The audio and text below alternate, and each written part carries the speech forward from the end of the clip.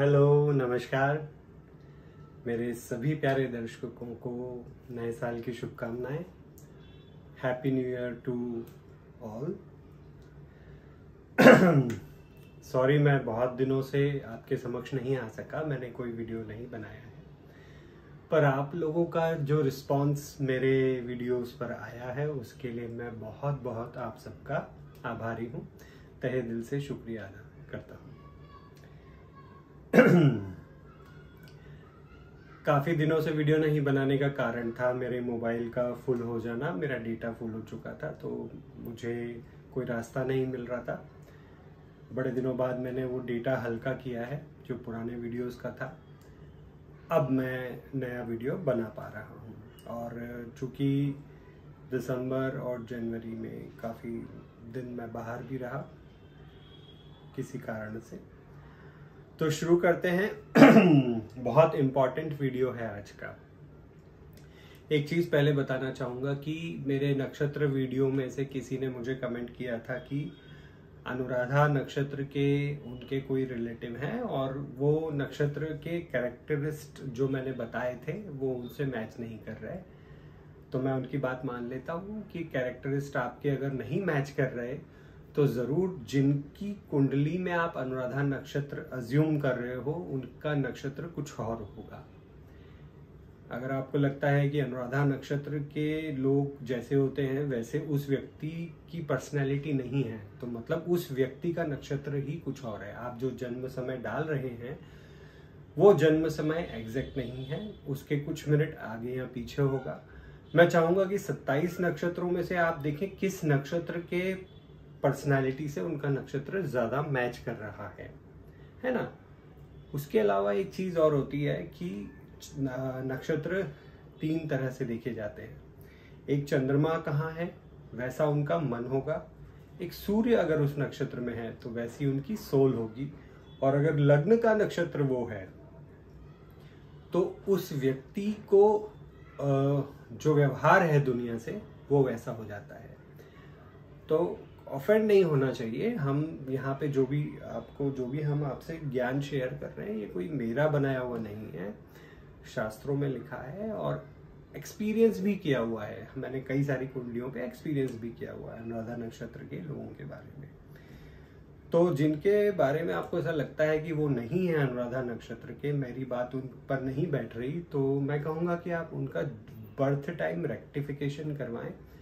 उनके हॉस्पिटल में जाके आप उनका बर्थ सर्टिफिकेट निकालें तो आपको एग्जैक्ट टाइम मिलेगा। फिर आप देखें कि नक्षत्र एग्जैक्टली कौन सा है उनका, यहाँ उनकी पर्सनैलिटी से 27 नक्षत्रों में से कौन सा नक्षत्र मैच कर रहा है। चलिए तो शुरू करते हैं। आज का ये बहुत इम्पॉर्टेंट वीडियो है। हम लोग बहुत ही परेशान रहते हैं जिंदगी में कि यार हमारी इच्छाओं की पूर्ति कब होगी, है ना।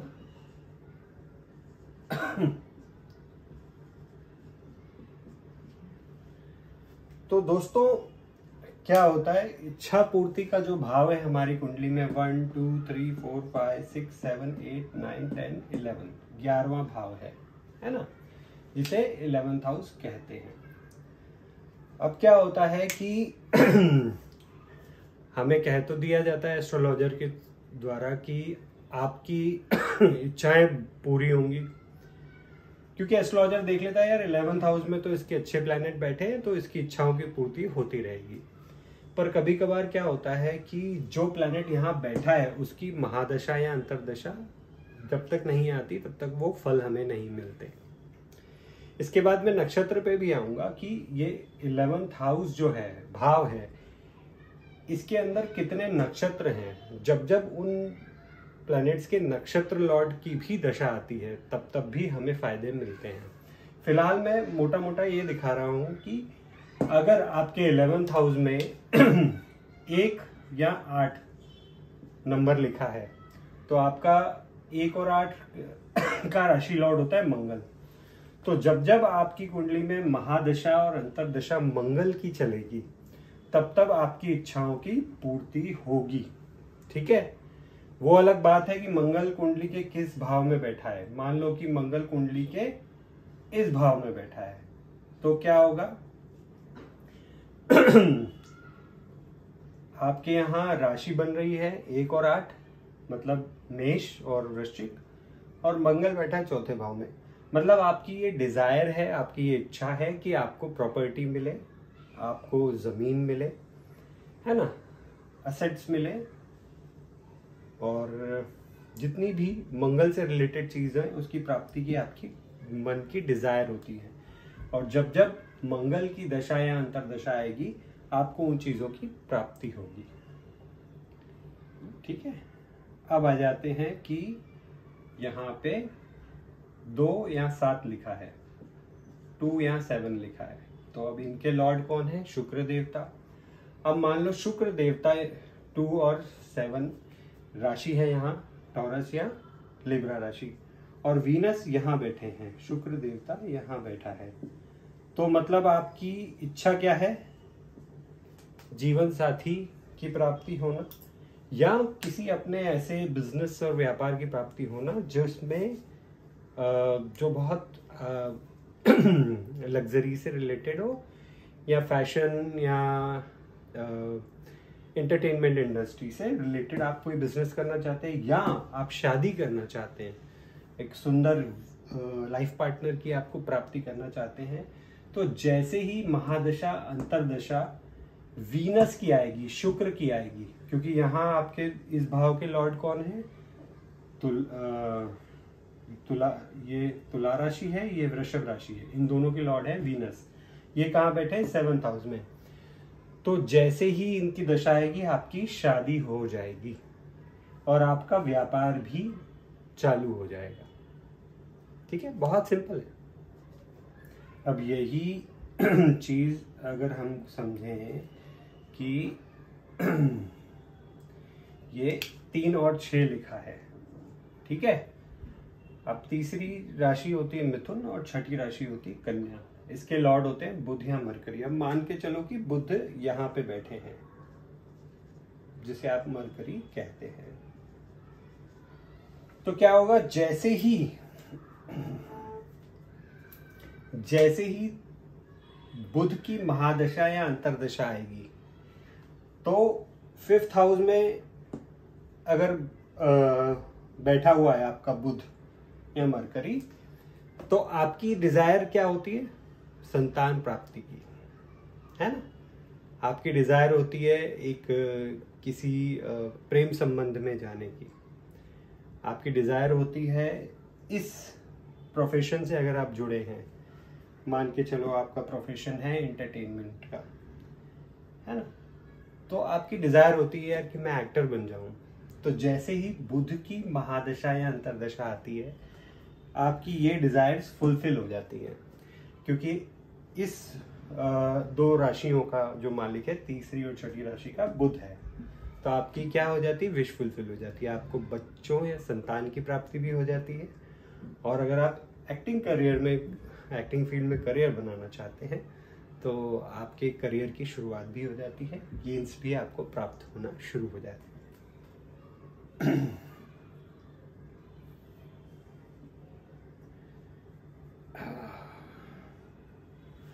अब अगर आते हैं, यहाँ पे लिखा है 9 और 12, मतलब क्या है?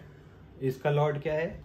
धनु राशि और मीन राशि। लॉर्ड क्या हो गया? गुरु, जुपिटर। अब मान के चलो गुरु यहाँ बैठा हुआ है, Jupiter is in 9th house. ये 9वां भाव है ना, 1 2 3 4 5 6 7 8 9। अब क्या होगा? अगर आपकी डिजायर है कि आप फॉरेन स्टडी करना चाहते हैं, आप हायर एजुकेशन के लिए विदेश जाना चाहते हैं, और आपका 11th हाउस का जो राशि है वो बन रही है सजिटेरियस या पाइसेस, और इसका जो लॉर्ड है वो जुपिटर अगर यहाँ आके बैठ गया, तो ये हाउस क्या है? ये है आपकी लॉन्ग डिस्टेंस ट्रैवल का एंड फॉरेन एजुकेशन का।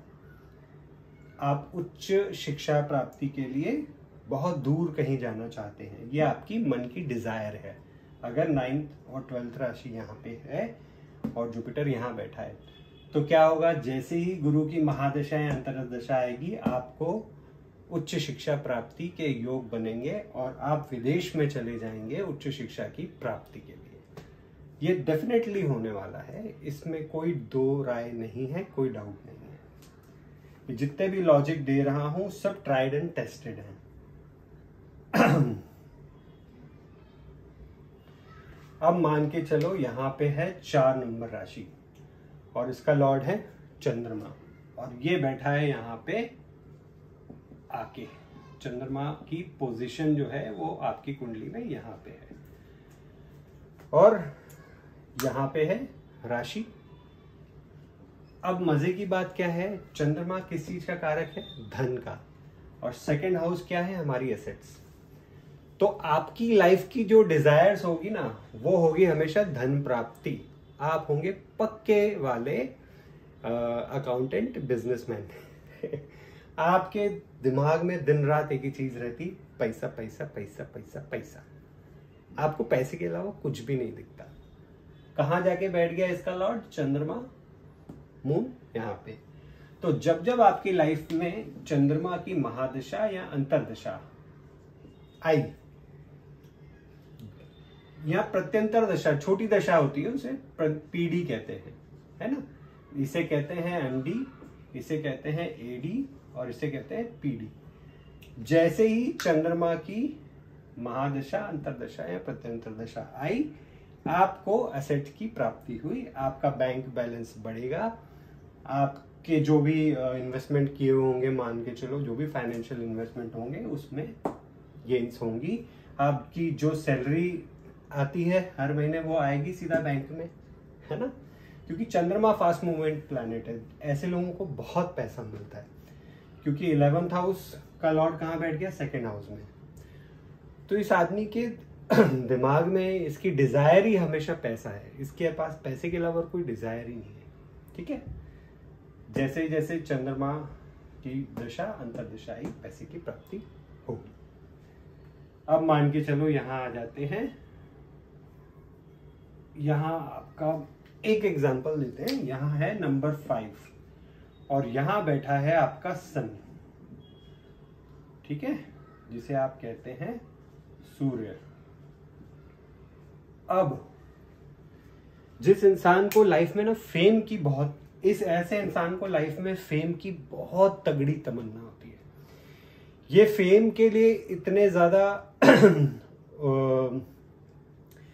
ज्यादा वो रहते हैं कि बस इनको लाइफ में हर किसी से इज्जत चाहिए और सम्मान चाहिए। इनका पैसा चला जाए, इनके रिश्ते चले जाए, इन्हें कोई गम नहीं है, अपने सम्मान पे आंच नहीं आनी चाहिए। तो जैसे ही सूर्य की, इसका लॉर्ड जो है 11th हाउस का लॉर्ड, क्योंकि 5 नंबर राशि सूर्य हो गया, ये कहाँ बैठा है? 1। इस आदमी को जीवन में फेम की और सम्मान की प्राप्ति होगी जैसे ही सूर्य की महादशा और अंतरदशा आएगी। और जब जब पीढ़ी आएगी, छोटा सम्मान, मतलब छोटा मोटा एक आध हफ्ते के लिए कुछ फेम मिल गया, पर अच्छा लॉन्ग टर्म फेम चाहिए तो महादशा जो कि सूर्य की आती है, और अंतरदशा, है ना। जब जब ये दशाएं आएंगी, इस इंसान को फेम की प्राप्ति होती रहेगी लाइफ। तो ये बहुत ही शॉर्ट और सिंपल तरीके से मैंने ये बता दिया है अकॉर्डिंग टू बेसिक ज्योतिष। 11th हाउस, इच्छा पूर्ति का जो हाउस है, उसके लॉर्ड्स की दशा आती है तो क्या होता है। अब इसके अंदर हम घुसेंगे नक्षत्र एस्ट्रोलॉजी में, कि यहाँ पे जो 3 नक्षत्र पड़ेंगे उनकी भी जब जब दशा आती है तब तब आपकी इच्छाओं की पूर्ति होती है। एग्जाम्पल के लिए आपको बता देता हूं।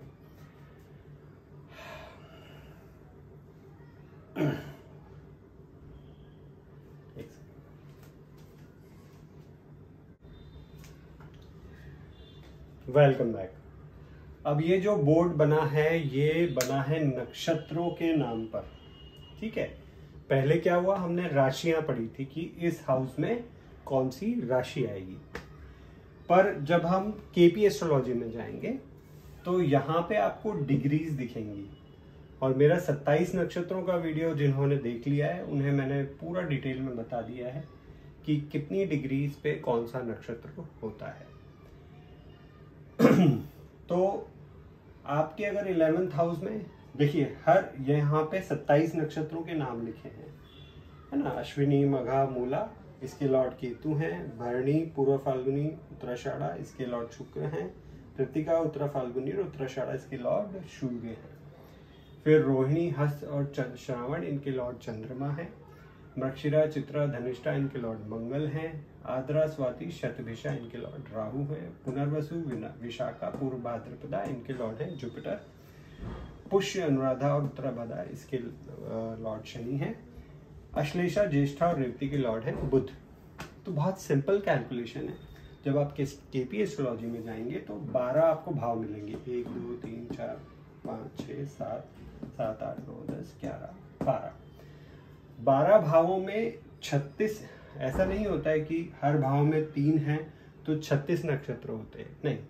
क्या होता है कि टोटल 30 डिग्री का स्पैन होता है एक भाव का। इसमें क्या होता है, हर नक्षत्र, जितने भी 27 नक्षत्र हैं ये होते हैं 13.20 डिग्री के, है ना। हर नक्षत्र 13.20 डिग्री का होता है और इंटू 27 करेंगे तो आ जाता है 360 डिग्री। तो ये है 360 डिग्री, टोटल 30 डिग्री इंटू 12 तो हो जाता है, ये टोटल राउंड कंप्लीट हो जाता है 360 डिग्री में, ठीक है। तो ये 13.20 और जो आखिरी नक्षत्र बचेगा वो होगा 6.4 कितना हो गया 26.40। तो 30 में से 26.40 अगर हम करते हैं तो 6.20 बचता है, इफ आई एम राइट, है ना। नहीं, या 30 डिग्री में से 13.20 अगर 2 नक्षत्र हो गए तो कितना हो गया 26.40। तो बचा आखिरी नक्षत्र वो होगा 3.2 डिग्री का। तो उस नक्षत्र की जो रिजल्ट है वो कम हो जाएंगे क्योंकि वो यहाँ शिफ्ट हो जाते हैं। जो 3.20 यहाँ है तो फिर 10 डिग्री वो यहाँ चला जाता है। तो आपको बड़ी केयरफुली देखना है कि डोमिनेंस किन 2 नक्षत्रों का है, क्योंकि ज्यादातर मैंने देखा है कि यहाँ तो एक नक्षत्र का पूरी 13.2 डिग्री आएगी, या दूसरे नक्षत्र की, देखो ऐसे समझा देता हूँ। अब 30 डिग्री का ये खाचा है, इसमें 13.2 डिग्री 20 डिग्री एक नक्षत्र की आ गई, 13.20 एक नक्षत्र की आ गई। तो 30 में से 26.40 तीसरी आ गई 3.20 की। बाकी इस नक्षत्र का 10 डिग्री इस राशि में चला जाता है। फिर 13.20 तो यहाँ कितना हो गया 23.2, फिर यहाँ 6.40 डिग्री इस राशि में बच जाता है। फिर इसका जो बचा हुआ हिस्सा होता है 6.40 डिग्री में से, वो आ जाता है इस राशि में, कैरी फॉरवर्ड होगी। तो ऐसे पूरे नक्षत्र 27 नक्षत्र डिवाइडेड रहते हैं। तो आपको ये देखना है कि 13.20 जो डोमिनेंस रहेगा वो इसका रहेगा सबसे ज्यादा। इस नक्षत्र का डोमिनेंस थोड़ा कम होगा क्योंकि इस नक्षत्र के 13.20 में भी ना डिवाइडेड बाय 4 पदा होते हैं, है ना। इसके भी 4 पदा होते हैं। हर पद जो होता है वो होता है 3.20 का। 3 चौक 12 और फिर 20 पॉइंट इंटू 4 करेंगे तो 0.20। यहाँ पे 0.60 डिग्री में 0.60 में 1 डिग्री बन जाती है। थोड़ा कॉम्प्लिकेटेड हो रहा है, सुनना समझो तो ठीक है, नहीं तो डायरेक्टली पॉइंट पे आ जाना। अगर आप समझ जाओ तो बहुत अच्छी बात है। तो क्या होगा 3.20 इंटू 4 करेंगे तो 13.20। हर नक्शे के 4 पद होते हैं, तो इसका 1 पद यहाँ हो गया और बाकी के 3 पद यहाँ हो गए और इसके 4 पद यहाँ पे होते हैं।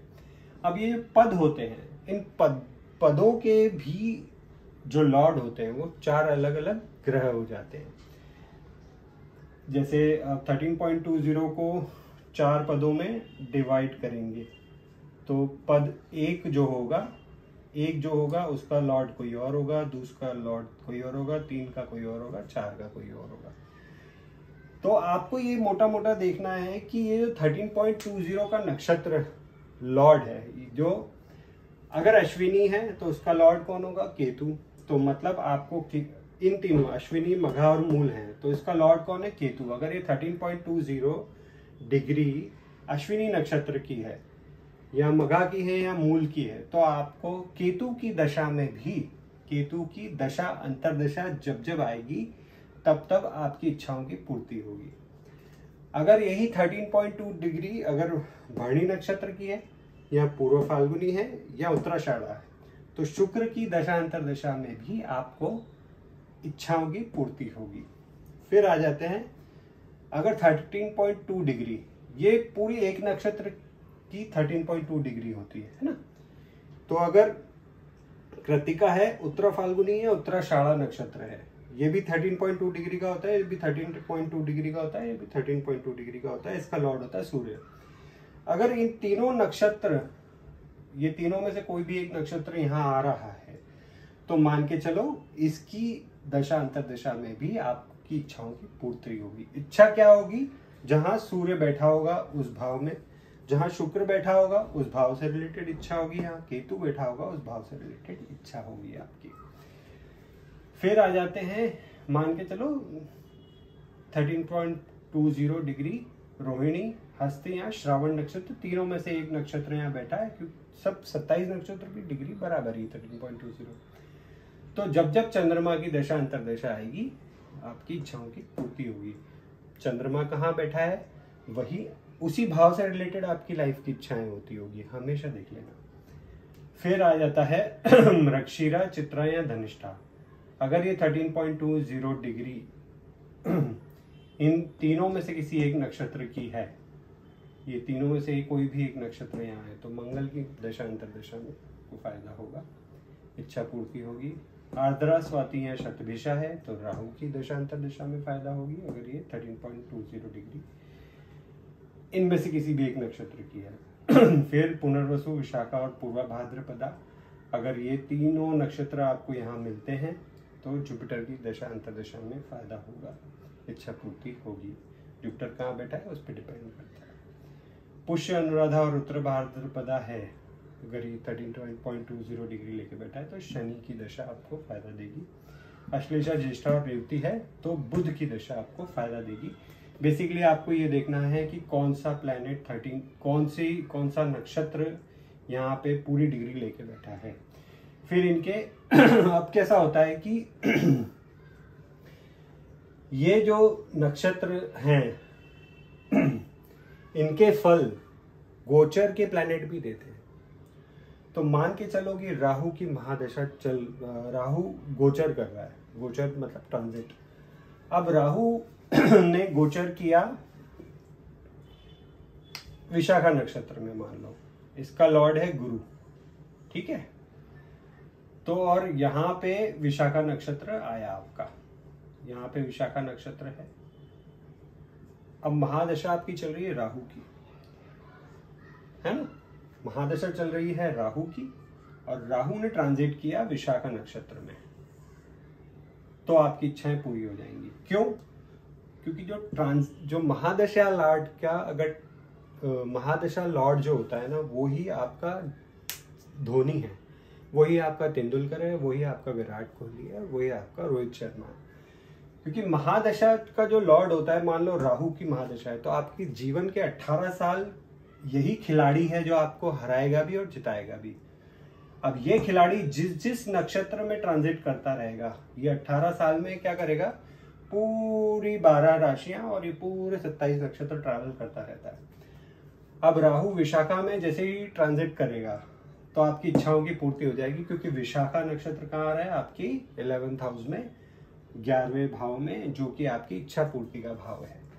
तो हमें सिर्फ गुरु की महादशा का इंतजार नहीं करना है, हमें सिर्फ गुरु की दशा अंतरदशा का इंतजार नहीं करना है, हमें तो फायदा वो प्लैनेट भी देगा जो इस नक्षत्र से ट्रांजिट कर रहा होगा, है ना।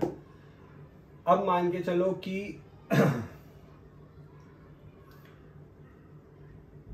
अब यहाँ पे फास्ट मूविंग प्लैनेट है चंद्रमा।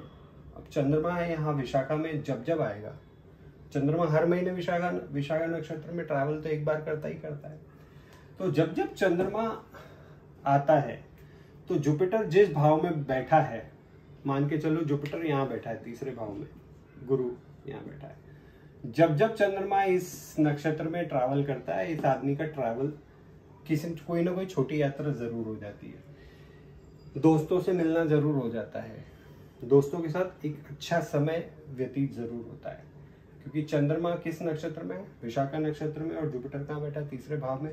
जैसे ही चंद्रमा यहाँ ट्रैवल किया, फट से आपका दोस्तों से मिलना जुलना हो गया, आपका छोटा मोटा ट्रैवल, छोटी मोटी यात्राएं हो गई दोस्त के साथ। तो यहाँ पे कैसा है, अगर शनि का ट्रांजिट हो रहा है, ये भारी प्लैनेट है, शनि 30 साल लगाता है पूरी 12 राशियों घूमने में, पूरे 27 नक्षत्र घूमने में शनि 30 साल लगाता है। अब मान के चलो शनि ने ट्रांजिट कर लिया भाई, शनि का ट्रांजिट चल रहा है यहाँ पे, और यहाँ पे नक्षत्र बैठा है आपका धनिष्ठा है यहाँ पे नक्षत्र, ठीक है।